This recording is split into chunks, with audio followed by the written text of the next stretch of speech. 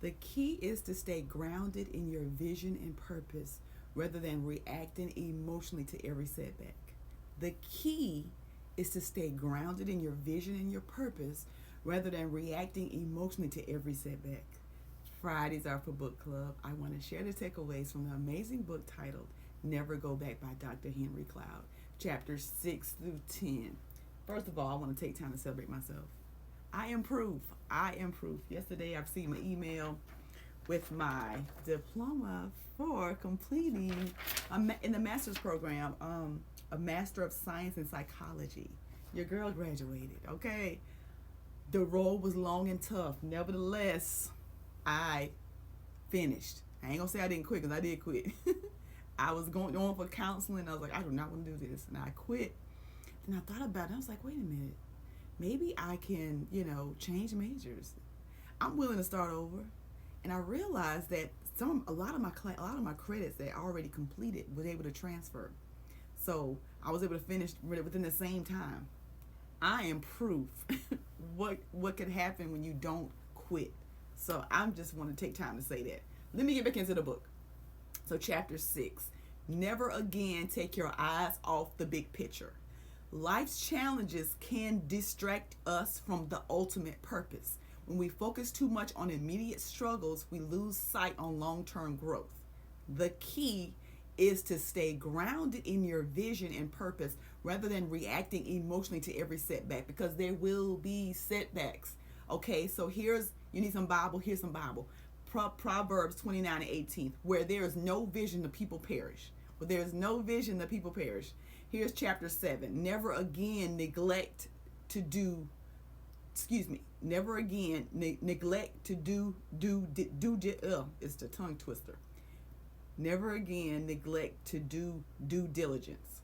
Being overly trusting or acting impulsively can lead to costly mistakes in relationships, finances, and decisions. Wisdom comes from asking the right questions, researching and ensuring alignment before committing to anything. Okay? You got to ask the right questions. This applies to choosing friends, business deals, and even personal commitments. You need Bible. Here we go. Luke 14 and 28. For which of you desiring to build a tower does not first sit down and count the cost? Okay? Chapter 8. Never again fail to ask why you are where you are. Okay? Never again fail to ask why you are where you are. If you find yourself in the same difficult patterns, it's crucial to self-reflect and ask, why do I keep ending up here? Your past choices and habits and thinking patterns may be keeping you stuck. Okay? Growth requires acknowledging mistakes, learning from them, not just moving past them. You need Bible? Here we go. Lamentations 3 and 40. Let us examine our ways and test them and let us return to the Lord. Chapter 9. Never again forget your inner life. Never again forget that your inner life produces your outer success. Your thoughts, your beliefs, and your mindset shape your actions and your results in life. True success is inside out, meaning external achievements are only sustainable when they are aligned with strong internal values. Develop a healthy, growth-oriented mindset rather than relying on external validation. Biblical, you need Bible, here we go. Proverbs 4 and 23. Above all else, guard your heart, for everything you do flows from it. Chapter 10. Never again believe that you can't change. Personal transformation is always possible if you're willing to put in the work. Many people stay stuck in the limiting beliefs, that's just the way I am, rather than embracing growth. Change starts with renewing the mind, taking action, and trusting God's plan for you. You need Bible, Romans 12 and 2. Be transformed by the renewing of your mind. So here are the final thoughts from chapter 6 through chapter 10. These chapters emphasize the importance of keeping the big picture in mind, practicing due diligence in decisions, taking ownership of patterns in your life, understanding that inner growth leads to outer success, believing in your ability to change with the right mindset and faith. Those are the takeaways from the amazing book Never Go Back by Dr. Henry Cloud. This book is so helpful and so relevant for where I am. And when I was reading when I was just reading this, when I got to chapter 8, I'm reminded of, and here's what it says: never again fail to ask why you are where you are. So many times we find ourselves in the same spot over and over again, and we don't ask, why am I here?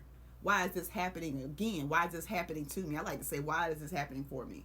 Right? So then I look at it from a different perspective. And I realized for me, when it came to school, y'all, I would find myself, when it got difficult, I got going. I was ready to quit. And I noticed that was a pattern in my relationships. There was a pattern in certain things that I was doing that was difficult. Anything that was difficult, y'all, I was like, I ain't doing it. I don't want to do it. I would procrastinate. I would just really just drag it out until the point where I just, I started getting F's. And it was like, because I didn't want to do it, right? It was hard. And I also realized it wasn't just hard. It wasn't in alignment with who I am and the purpose for my life, right? And so I was like, I know I don't want to do that, because the feeling that I get when I have to do it, right? And I know feelings are fickle, but it was so draining. And I said, I don't want to sign up to do that for the rest of my life. I do not want to do that. I was clear on that. And once I got clear, I was able to go, after I put the pride to the side, I was able to go and talk to my advisor and say, yeah, I don't want to do this. She said, well, you can do a self-design, right? And I was like, what's that? Basically, you create your own.